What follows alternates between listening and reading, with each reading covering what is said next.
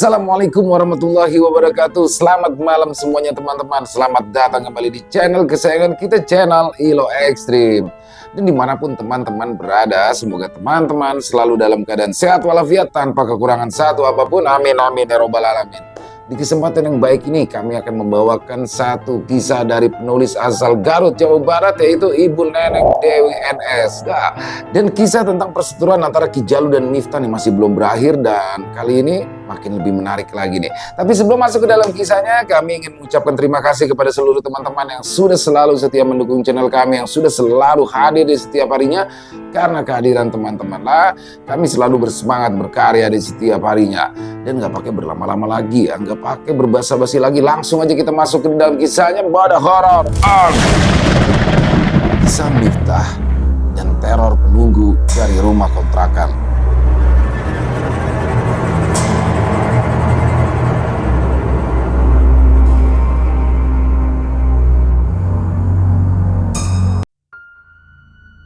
Siang itu, tak jauh dari halaman rumah Ki Jalu, terlihat ada dua sosok sedang bertempur dengan para penjaga lapis kedua rumah Ki Jalu. Ya, mereka adalah sosok kuntilanak merah dan pocong hitam yang berjaga di depan halaman rumah Ki Jalu. Sebelumnya, penjaga lapis pertama yang merupakan siluman manusia berkepala babi sudah tergeletak tewas mengenaskan dengan kondisi badan yang remuk. Sang ketua siluman manusia berkepala babi sendiri berhasil kabur dan melaporkan kejadian itu pada junjungannya, yaitu Ki Jalu. Dewi Arum dan sosok Gandarwa Wiyasa yang merupakan pelaku penerobosan lapisan keamanan rumah Ki Jalu langsung merangsek masuk dan menyerang dua sosok kuntilanak merah dan dua sosok pocong hitam. Gandarwa Wiyasa yang sudah pulih kembali kondisi tubuhnya tampak sedang berhadapan dengan dua sosok kuntilanak merah yang bertubuh tinggi dan dengan cakar memanjang serentak terbang hendak mengeroyok Raja Genderuwo, penguasa hutan Sancang itu. Mereka dengan ganasnya mengarahkan kuku-kuku panjang mereka yang berwarna hitam itu ke arah leher dan perut Gandarwa Wiyasa. Namun Gandarwa Wiyasa bukanlah sosok sembarangan. Tak kalah cepat, kedua tangan Gandarwa Wiyasa yang dengan gerakan sangat cepat sudah lebih dulu menyambar leher kedua sosok kuntilanak merah itu. Kemudian tanpa ampun, Gandarwa Wiyasa dengan beringas secara bergantian tubuh kuntilanak merah tadi dibanting ke tanah. Tak sampai di situ, dengan kondisi tubuh lemah terbanting, Gandarwa Wiyasa juga mencabik-cabik bagian tubuh mereka dan tak menghiraukan lolongan kesakitan yang keluar dari mulut mereka.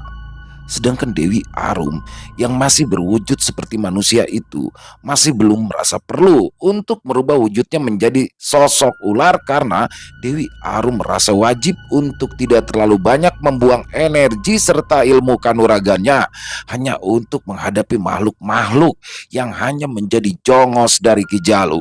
Kali ini Dewi Arum kebagian untuk menghadapi dua sosok pocong hitam yang terlihat begitu menyeramkan. Tubuh mereka terbungkus kain lusuh berwarna hitam dengan kedua mata bolong dan bau busuk yang sangat menyengat hidung. Kedua sosok pocong itu serentak menyerang Dewi Arum seraya terbang lalu berkali-kali mencoba meludah ke arah tubuh Dewi Arum. Dewi Arum yang tahu kalau air ludah yang keluar dari mulut kedua pocong tersebut bukanlah air ludah biasa. Dengan sigap mencoba menghindar dengan melompat ke atas. Ya, untuk pertarungan saat ini Dewi Arum lebih memilih banyak menghindar dan bertahan karena ia merasa belum waktunya untuk menyerang. Dia tak mau nanti ketika ia harus melawan Ki Jalu seluruh tenaga dan ilmu kanuraganya habis terkuras yang akan membuatnya kalah. Melihat Dewi Arum yang sama sekali tidak melakukan penyerangan, kedua sosok pocong hitam tersebut semakin beringas. Salah satu pocong mencoba membenturkan kepalanya ke arah kepala Dewi Arum, dan hal itu sama sekali di luar perkiraan Dewi Arum. Dari Dewi Arum. Dewi Arum yang lengah harus merasakan rasa sakit di bagian kepalanya akibat berbenturan dengan sosok kepala salah satu pocong. Sial, Kepalaku sakit sekali, kurang ajar. Dasar pocong sialan, akan kuhabisi kau, kata Dewi Arum yang emosinya jadi terpancing akibat rasa sakit luar biasa di bagian kepalanya. Ia hendak siap-siap merubah dirinya menjadi sosok ular hijau ketika tiba-tiba suara Gandarwa Wiyasa mengagetkannya. Dua cecunguk bau busuk ini, biar saya saja yang menghabisinya Dewi, kata Gandarwa Wiyasa yang tahu-tahu sudah berada di belakang Dewi Arum. Rupanya Gandarwa Wiyasa sudah berhasil melumpuhkan bahkan menghabisi kedua sosok kuntilanak merah yang menjadi lawannya tadi. Dan hanya dalam waktu singkat. Mendengar tawaran dari Gandarwa Wiyasa, tentu saja Dewi Arum merasa senang. Dalam hatinya ia mulai memuji-muji si Raja Gundurwo tersebut yang ternyata lebih memiliki rasa balas budi daripada sosok Ki Jalu. Dan tanpa menunggu jawaban dari Dewi Arum, Gandarwa Wiyasa langsung melompat ke arah dua sosok pocong hitam yang masih terbang dan mencoba untuk kembali membenturkan kepala mereka seraya meludah ke arah sosok Dewi Arum. Ketika tadi Dewi Arum berusaha menghindari benturan kepala dengan para pocong, Gandarwa Wiyasa malah sebaliknya. Ia seperti sengaja menantang kedua pocong tersebut untuk membenturkan kepala mereka ke kepalanya dengan berdiri tegak dan tidak berusaha menghindar. Senyum menyeringai mengerikan ditunjukkan oleh kedua sosok pocong hitam melihat sang lawan malah tetap berdiri tegak. Dan tepat ketika kepala mereka hanya berjarak tinggal sejengkal lagi dengan kepala Gandarwa Wiyasa, di luar dugaan Gandarwa Wiyasa melakukan gerakan sangat cepat. Dengan segera ia mengangkat kedua tangan yang besar dan kekar tersebut langsung mencengkram leher kedua sosok pocong hitam. Setelah tercengkram tanpa ampun, ia sengaja membenturkan kepala mereka satu sama lain sehingga kedua sosok pocong hitam tersebut terlihat linglung. Tubuh kedua sosok berbau busuk tersebut spontan terbanting ke tanah. Tanpa menunggu kedua lawannya bangkit dan mulai menjuruskan jurus meludah, Gandarwa Wiyasa melompat ke atas tubuh kedua pocong tersebut dan menindih tubuh mereka seraya berkali-kali melayangkan tinju dengan kepalan tangannya ke arah wajah hingga kedua pocong itu sama sekali tidak berkutik dan tewas mengenaskan dengan tubuh remuk dan wajah yang rusak. Itu ganjaran buat kalian berdua karena sudah lancang meludahi Dewi Arum. Dasar makhluk rendahan, kata Gandarwa Wiyasa dengan nafas terengah-engah setelah ia menghabisi kedua sosok pocong hitam yang barusan tewas di tangannya. Jelas terlihat kalau pertarungan tadi benar-benar menguras fisik dan ilmu kanuragan Gandarwa Wiyasa hingga membuatnya sangat kelelahan. Namun pengorbanan ia tidak sia-sia. Justru hal itu membuat Dewi Arum menjadi merasa bersimpati padanya. Terima kasih Gandarwa Wiyasa, karena kau sudah membantuku. Sekarang lebih baik kau beristirahat. Pasti energimu sudah cukup terkuras karena harus melawan 4 penjaga sekaligus, ucap Dewi Arum. Gandarwa Wiyasa hanya menganggukkan kepala sebagai jawaban. Kau sebaiknya tunggu di sini saja. Penjaga lapis ketiga si tua bangka itu, biar aku yang mengurusnya, sambung Dewi Arum yang langsung melangkah dengan wajah garang dan terlihat sangat bernafsu untuk membunuh. Ia mengarah ke arah 4 sosok makhluk tinggi besar tanpa kepala yang menghadang tepat di depannya. Sementara itu, Miftah yang saat itu masih berada di kamar tempat ia dan rekan-rekan mahasiswa KKN yang menginap, meminta tolong kepada warga untuk sementara menjaga Bu Jamilah. Karena Miftah akan mencari rumah kontrakan atau sebuah rumah kecil yang nantinya akan ia tempati untuk sementara waktu dengan Bu Jamilah, Selin, dan juga teman Selin yang ia sendiri belum tahu siapa orangnya. Dia juga akan bertekad membantu Bu Jamilah sampai dengan sembuh baik kondisi fisik maupun mentalnya. Tentu saja di sini Miftah akan meminta bantuan kepada Selin yang juga memiliki kemampuan dalam hal pengobatan. Baru saja Miftah melangkah keluar kamar, tiba-tiba saja ia dikagetkan dengan kehadiran sosok Raden Jayaraga. Tapi kali ini ia tak sendirian, melainkan bersama seorang sosok perempuan cantik berusia 30 tahunan.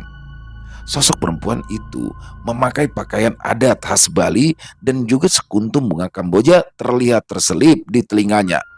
Miftah mengucek-ucek matanya untuk memastikan kalau ia memang tidak salah lihat, akan tetapi yang terpampang di depannya tetaplah sama. Bedanya, Wajah cantik perempuan itu kini nampak bersemu merah ketika kedapatan sedang berpegangan tangan dengan Raden Jayaraga.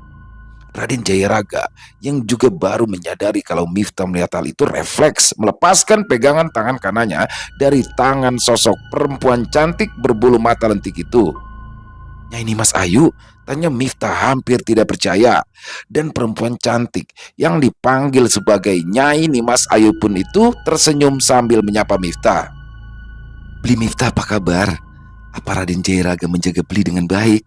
Nyai Nimas Ayu balik bertanya. Ya, beliau memang suka memanggil Miftah dengan sebutan Beli, yang dalam bahasa Bali artinya panggilan kepada seorang laki-laki, sama halnya dengan panggilan Mas dalam bahasa Jawa atau Akang dalam bahasa Sunda, ataupun Uda dalam bahasa Minang ataupun Padang. "Alhamdulillah, kabar saya baik, Nyai." Enggak kok, Nyai. Raden Jayaraga selalu menjaga saya dengan baik," jawab Miftah. Dan kini Miftah pun faham kenapa sedari tadi ia tak menemukan keberadaan Raden Jayaraga. Rupanya dia sedang melepas rindu dengan Nyai Nimas Ayu, kekasihnya. Ya, mereka berdua adalah sepasang kekasih di masa lalu dengan percintaan yang harus berakhir tragis. Melihat Nyai Nimas Ayu, mendadak Miftah ingat dengan seseorang. Jangan-jangan si Tengil itu yang diajak Selin buat temenin dia ke sini, batin Miftah. Lalu ia pun membayangkan seorang cewek tomboy yang galak, bawel, pemberani, tapi anti makan jengkol dan takut sama kecoa. Miftah pun senyum-senyum sendiri. Ya, kalau adanya ini Mas Ayu, berarti si cewek Tengil itu juga pasti ikut, karena dialah yang dijaga oleh Nyai Nimas Ayu. Dan yang dibayangkan oleh Miftah ternyata benar-benar terjadi. Tahu-tahu sebuah suara cempreng terdengar di telinganya. Miftah langsung membalikkan badan. Panjang umur juga nih anak. Baru aja dibayangin, tahu-tahu dan nongol. Gak ada bedanya sama jelangkung. Ih, serem, kata Miftah dalam hatinya sambil senyum-senyum sendiri. Gadis yang memakai setelan t-shirt dan jeans itu spontan menggetok kepala Miftah menggunakan tas lempang yang dipakai dengan gemas. "Enak aja kamu nyamain aku sama jelangkung. Nih rasain," seru gadis yang rambutnya dikuncir kuda itu. Ampun, baru aja datang udah melakukan kekerasan nih, sungut Miftah seraya mencoba melindungi wajahnya agar jangan sampai terkena getokan tas lempang dari Nindi. Ya, gadis yang dimaksud Miftah dan dijaga oleh Nyai Nimas Ayu adalah Nindi. Sahabat di kampus, tapi mereka berbeda jurusan meskipun masih satu fakultas. Rupanya Nindilah yang dimaksud oleh Selin sebagai teman yang akan menemaninya menemui Miftah.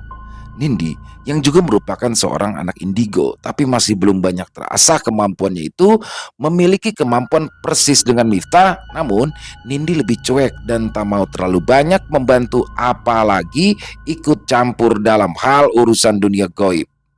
Sementara itu, Selin yang berdiri di samping Nindi hanya tertawa kala melihat kelakuan dua orang sahabat berbeda jenis kelamin yang sudah bersahabat semenjak masa SMA itu. Kalian berdua kalau ketemu pasti aja berantem. Lama-lama aku nikahin juga ya kalian berdua. Selin kembali tergelak. Sebaliknya, wajah Miftah dan Nindi langsung berubah kesal dan di luar dugaan mereka serentak menjawab, "Ogah." Hal ini malah membuat Selin makin tertawa ngakak. Tuh kan, ngejawabnya aja barengan gitu. Cie Satya. Ledek Selin membuat wajah Miftah dan Nindi langsung bersemu merah karena menahan malu. "Sel, kamu itu jauh-jauh datang ke sini mau nemenin aku atau cuma mau ngeledekin aku sih?" protes Miftah. "Dih, baper," saut Nindi seraya memonyongkan bibirnya ke arah Miftah, dan Miftah pun membalas memonyongkan bibirnya juga ke arah Nindi. Selin hanya geleng-geleng kepala. Udah Nin, jangan gangguin Miftah terus kasian. Dia itu lagi banyak masalah loh di sini. Harusnya kita bantuin dia," kata Selin berusaha mendamaikan keduanya. "Oh iya, kalian berdua kan baru datang. Istirahat aja dulu Gi, tapi jangan berisik. Kasian, Bu Jamilah baru aja tidur," kata Miftah. Bu Jamilah itu siapa?" tanya Nindi. Ceritanya panjang, nanti aja deh aku ceritain," saut Miftah ketus. Ia masih kesal gara-gara tadi kepalanya digetok sama tas lempang.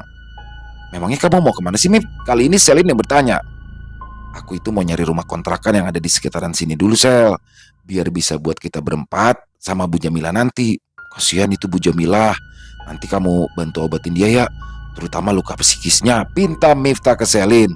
Oke, tapi aku sama Nindi boleh ikutan nyari rumah kontrakannya nggak ya? Ya biar kami berdua juga bisa kasih masukan gitu sama kamu. Apakah rumahnya layak atau enggak buat dihuni sama yang lain-lainnya? Selin mencoba meyakinkan. Ya nih, pasti gabut banget kalau cuma diem aja di rumah, sahut Nindi. Awalnya, Raden Jaya Raga memberi masukan agar Nyai Nimas Ayu dan Nyai Kemuning ikut menemani Miftah, Nindi dan Selin. Dia sendiri yang akan berjaga menemani Bu Jamila. Tapi Miftah yang merasa kasihan pada Raden Jaya Raga yang mungkin masih ingin melepas rindu dengan Nyai Nimas Ayu, meminta kepada Nyai Nimas Ayu untuk menemani Raden Jaya Raga. Maafkan saya nih Nyai Nimas Ayu, bukan saya meragukan kemampuan Raden Jaya Raga, tapi lebih baik agar Nyai menemani beliau. Takutnya kalau ada serangan dari Ki Jalu, salah satu di antara kalian bisa melawan dan satu lainnya bisa melindungi Bu Jamila, ucap Miftah dengan wajah serius.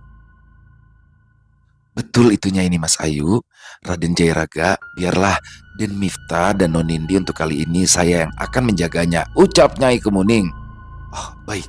Baik kalau begitu, tapi jangan sungkan-sungkan memanggil kami ketika kalian semua butuh bantuan ya, pinta Raden Jaya Raga. Lalu Miftah, Nindi dan Selin pun meninggalkan tempat itu. Miftah ingin segera memindahkan Bu Jamilah agar nanti dia dan Selin bisa fokus untuk mengobatinya. Sebelumnya, Miftah sudah mendapatkan informasi dari seorang warga yang membantu mencarikan rumah kontrakan untuknya. Bahkan, warga itu yang ternyata dipercaya sebagai pengurus rumah tua tersebut oleh pemiliknya yang berada di luar kota, yang memberikan kunci rumah itu ke Miftah. Katanya, tidak masalah kalau Miftah dan kawan-kawan bila ingin melihat-lihat dulu rumahnya secara langsung. Untungnya Miftah tahu di mana lokasinya. Meskipun terletak agak terisolir dari pinggiran desa dan agak jauh dari pemukiman penduduk, justru Miftah malah senang kalau posisi rumah kontrakannya itu agak jauh dari pemukiman penduduk agar dia dan Selin bisa menjadi lebih leluasa untuk mengobati Bu Jamila. Apalagi harga sewa rumah tua itu terbilang murah, itu menjadi salah satu daya pikat. Namun Miftah niatan hanya memang ingin melihat langsung dulu rumahnya, takut jika tidak sesuai dengan keinginannya. Singkat cerita, setelah menempuh perjalanan lebih kurang 30 menit dengan memakai jasa ojek, akhirnya mereka bertiga pun tiba di lokasi rumah kontrakan tersebut. Miftah, Selin dan juga Nindi tampak kaget. Kesan pertama yang mereka bertiga tangkap sebagai orang yang dikaruniai kelebihan dan juga bisa melihat hal-hal yang tak bisa dilihat oleh manusia biasa adalah bahwa rumah tersebut auranya suram. Bahkan Nindi yang kemampuan indigonya belum banyak terasah, bulu kuduknya tak henti-hentinya meremang dan merasa keberatan kalau nanti dia dan Selin harus tinggal di sana. Mif, kamu yakin bakal ngontrak di rumah ini? Gila, suasananya aja suram, sumpek. Kayak rumah yang udah lama gak dihuni, kata Nindi seraya mengedarkan pandangan ke sekeliling rumah. Miftah tak langsung menyahut pertanyaan dari Nindi. Kedua matanya fokus tertuju pada sesosok nenek-nenek tua berpakaian serba hitam dengan rambut dicepol memakai tusuk konde. Tampak memandang dingin ke arahnya. Rupanya Selin yang berdiri di samping Miftah juga ikut melihat penangkapan sosok nenek-nenek itu, tapi keduanya tidak mengeluarkan sepatah kata pun dan lebih memilih untuk pura-pura tidak melihat keberadaan sosok tersebut. Tenang Nin, kita itu kan kesini cuma sekedar lihat-lihat dulu. Kalau nggak cocok ya nanti kita cari lagi yang lain, saut Miftah yang diikuti dengan anggukan kepala dari Selin yang setuju dengan ucapan Miftah.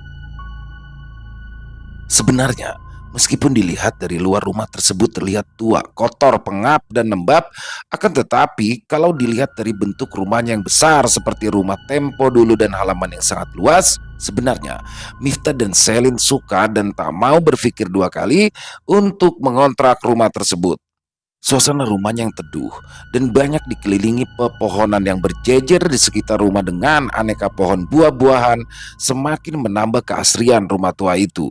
Nindi yang berjalan ketinggalan di belakang tiba-tiba saja memandang ke arah samping rumah. Nindi sengaja menyipitkan matanya agar ia bisa melihat dengan jelas. sebuah benda berwarna putih lusuh yang muncul dari sebuah tempat berbentuk bulat tertutupi lumut. Benda berwarna putih lusuh itu pada awalnya tampak bergerak pelan, lalu berjalan mengesot ke arahnya. Nindi pun langsung mengumpat saat tahu jika benda berwarna putih lusuh itu adalah sosok tak kasat mata. Astagfirullah, suster ngesot kenapa bisa nyasar ke desa Pamengpek ya? Bukannya biasanya nongolnya di perkotaan, di rumah sakit gitu, gumam Nindi dengan tatapan heran. Bukannya merasa takut, Nindi malah kembali menyoraki sosok suster ngesot itu. Eh, kamu nyasar ya? Tempat kamu itu bukan di sini. Pindah ke kota sana kek, ke rumah sakit kek, terserah, kata Nindi setengah memerintah. Akan tetapi, sosok yang ia pikir adalah suster ngesot itu malah semakin mempercepat berjalan ngesot ke arah Nindi hingga membuat Nindi jengkel. Nindi pun langsung mengambil batu kerikil yang ada di sekitaran rumah tua tersebut. Kemudian setelah membaca basmalah, ia pun lalu melemparkannya ke arah sosok suster ngesot tersebut. Tak hanya sekali lemparan, tapi sampai 7 kali hingga sosok itu pun menghilang. Nah itu dong, kalau gini kan aku ngerasa aman, gak ada yang menghalangi pemandangan, kata Nindi dengan senyum terkembang. Tiba-tiba Nyai Kemuning muncul menyusulnya. Nindi, jangan sendirian di sini, bahaya.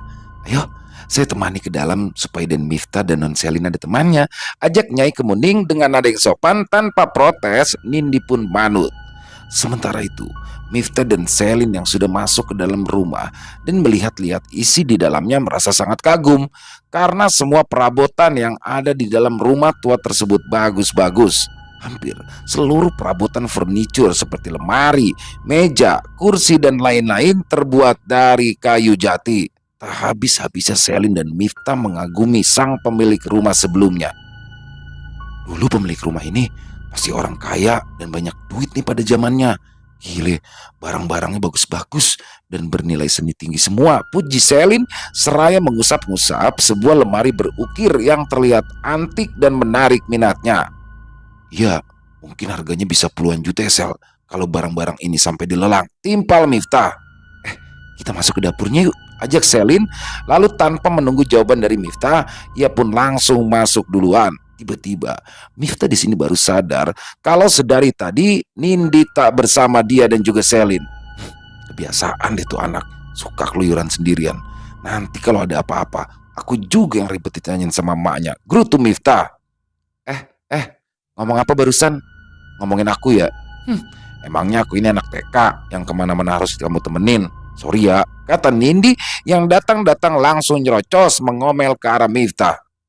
Berisik, dasar radio butut. Miftah yang kaget membalas Nindi dengan buru-buru menutup kedua telinganya memakai kedua tangannya. Dasar kamu. Nindi balas dengan mencibirkan bibirnya. Nyai Kemuning yang mengikuti mereka berdua di belakang hanya bisa geleng-geleng kepala melihat kelakuan dua sahabat itu. Sampai akhirnya Selin berlari kecil dari arah dapur. Kalian berdua ini kenapa ribut melulu sih? Kayak suami istri lagi rebutan makanan. Barusan itu aku lihat-lihat dapurnya. Dapurnya model jadul gitu tahu, pakai kayu bakar, kata Selin. Waduh, terus nanti kalau aku mau masak mie instan gimana dong? Aku kan gak bisa masak pakai kayu bakar, keluh Nindi. Tenang, nanti biar aku yang ngajarin, saut Miftah. Wah, hebat ya kamu Mif. Baru seminggu KKN di daerah Pamengpek, tapi udah bisa masak pakai kayu bakar. Spontan keluar kalimat pujian dari mulut Nindi. Nah gitu dong akur, kan mata aku jadi gak sepet lihat kalian berantem melulu. Sekarang kita lihat-lihat kamarnya yuk, seloros Selin sambil mengamit tangan Miftah dan Nindi agar segera mengikuti langkahnya menuju ke kamar. Ketiganya diikuti sosok Nyai Kemuning yang mengikuti dari arah belakang. Sejak tadi Nyai Kemuning tampak waspada karena ia bisa merasakan ada aura tak biasa yang bisa saja membahayakan ketiga remaja tersebut. Akan tetapi Nyai Kemuning yang memang termasuk sosok penjaga yang berpembawaan kalem dan tenang sengaja memilih bersikap biasa-biasa saja. Sampai akhirnya ia melihat ada sebuah kabut sangat tipis perlahan hendak masuk ke dalam tubuh Nindi melewati punggungnya. Siapa kamu? Jangan coba-coba mengganggu mereka, tegur Nyai Kemuning dengan memakai bahasa batin. Tak lama kemudian kabut sangat tipis itu berubah wujud menjadi seorang kakek-kakek berjanggut panjang, tapi tubuhnya kecil seperti orang cebol.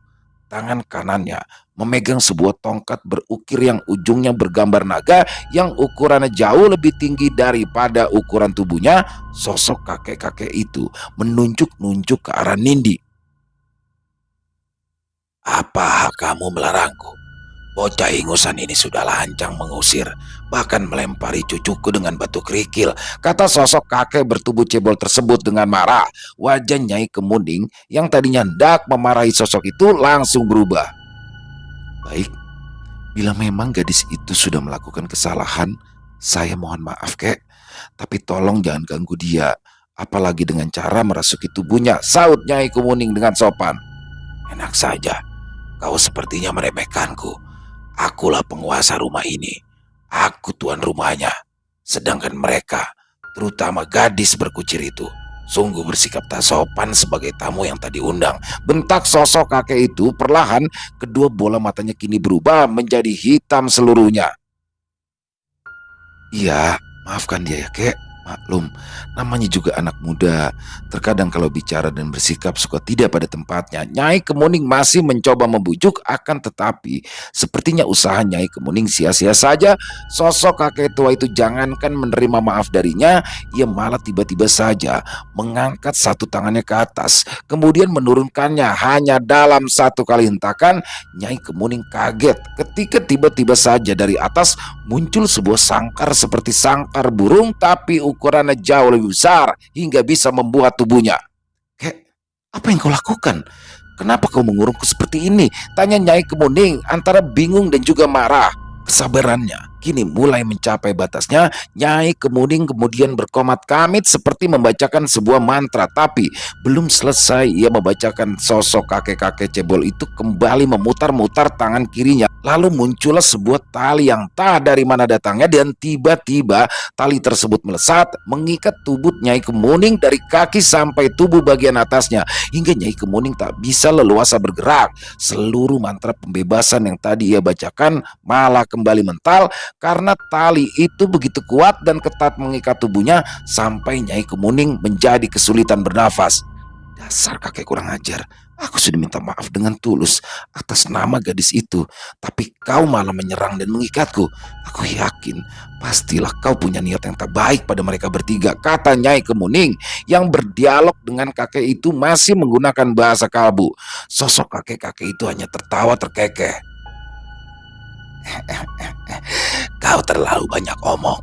Biar ku jahit sekalian mulutmu agar bisa diam, ancam sosok kakek cebol tersebut yang tak terima jika Nyai Kemuning membela Nindi. Lalu kemudian tangannya membuat gerakan seperti menjahit sesuatu di udara. Kemudian ia mengembuskannya ke arah Nyai Kemuning yang masih terkurung dalam sangkar berukuran besar itu. Terlihat ada sebuah benda mirip benang gaib melesat seperti panah yang ditembakkan oleh busurnya. Lalu benang gaib tersebut melesat menuju mulut Nyai Kemuning dan secara gaib menjahit mulutnya. Suara teriakan Nyai Kemuning pun terdengar meskipun tak jelas. Berteriaklah sepuasmu sampai suaramu habis, ledek sosok kakek cebol itu yang kemudian kembali berubah menjadi kabut yang sangat tipis. Miftah, Selin dan Nindi baru saja selesai melihat-lihat sebuah kamar utama, sebuah kamar yang ukurannya 2 kali kamar biasa.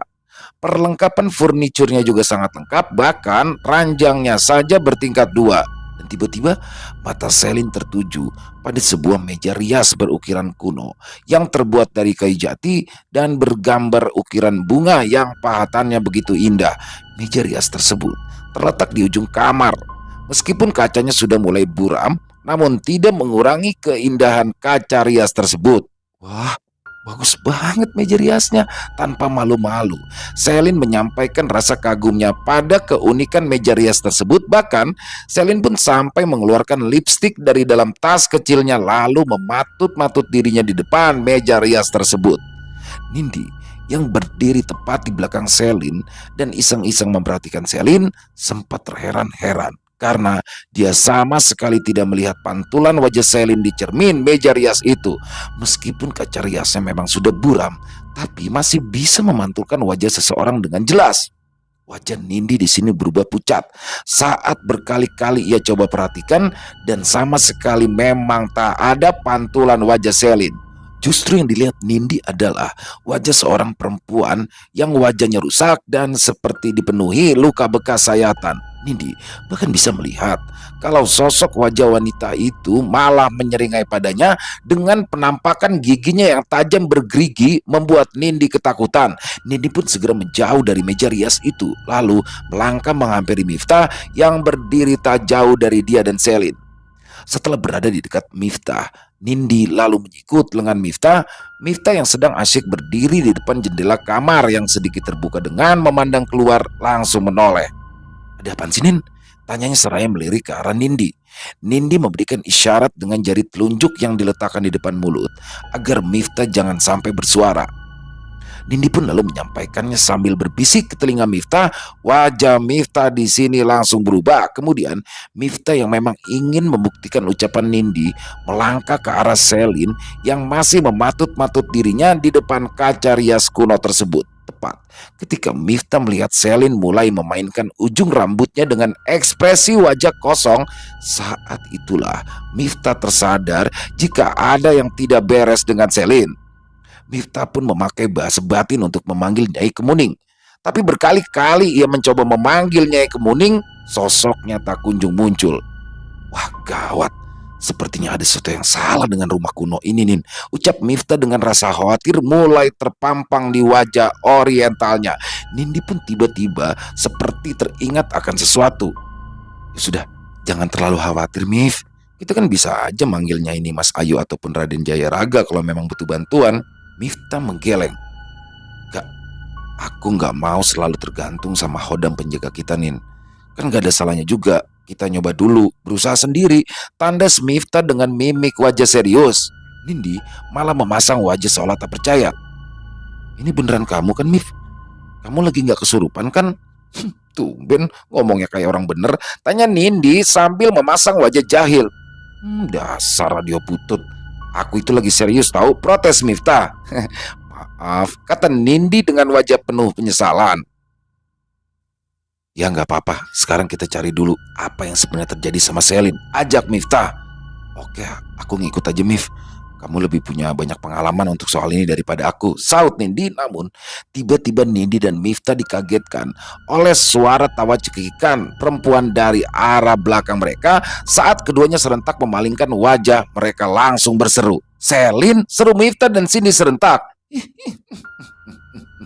Ya, di belakang mereka nampak Selin sedang tertawa cekikikan. Suaranya mirip sekali dengan suara kuntilanak. Kedua bola matanya berubah menjadi putih semuanya hingga terlihat sangat menakutkan.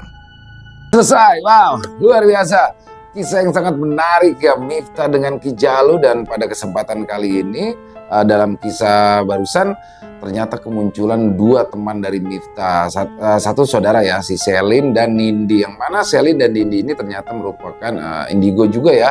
Dan masing-masing memiliki Hodam pendamping. Sangat menarik ya teman-teman, semakin menarik saja. Dan nanti pastinya Miftah akan dibantu oleh dua sahabat indigonya ini untuk bisa mengalahkan Ki Jalu.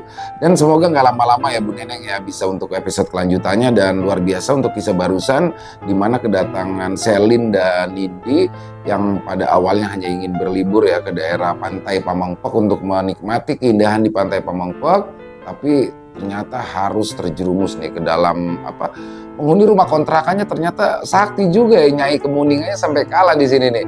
Dan rumah kontrakan ini memang sengaja akan disewa oleh Miftah, di mana rumah kontrakan ini pada nantinya akan untuk tempat tinggal Bu Jamilah. Dan Selin yang memang memiliki keahlian khusus dalam hal pengobatan ini akan berusaha untuk menyembuhkan Bu Jamilah sendiri dari efek-efek pelet kembang kantil yang sudah dilancarkan oleh Ki Jalu. Dan semakin menarik itu juga ya, Dewi Arum. Apakah berhasil nggak di Dewi Arum mengalahkan Ki Jalu? Mudah-mudahan berhasil ya. Dan dalam kisah barusan ya, Dewi Arum dengan Gandarwa Wiyasa sudah berhasil melewati beberapa lapis untuk bisa masuk ke dalam kediaman Ki Jalu. Makin seru aja. Pokoknya Bu Neneng ditunggu jangan lama-lama. Dan semoga kisah barusan bisa menghibur teman-teman semua ya, khususnya para pecinta penikmat horor. Lebih khususnya lagi kepada para subscriber dari channel Ilo Extreme. Dan silakan buat teman-teman mungkin yang punya kisah horor misteri ya, yang diangkat dari kisah nyata yang berdasarkan pengalaman pribadi, apabila mungkin berkenan akan dibawakan di channel kami, silakan bisa mengirimkannya ke nomor telepon yang ada di sini, dan bebas ya, dalam bentuk tulisan boleh, dalam bentuk rekaman suara boleh, atau audio ya, atau voice note, senyamannya teman-teman aja. Untuk yang sudah mengirimkan kisah, kami ucapkan terima kasih.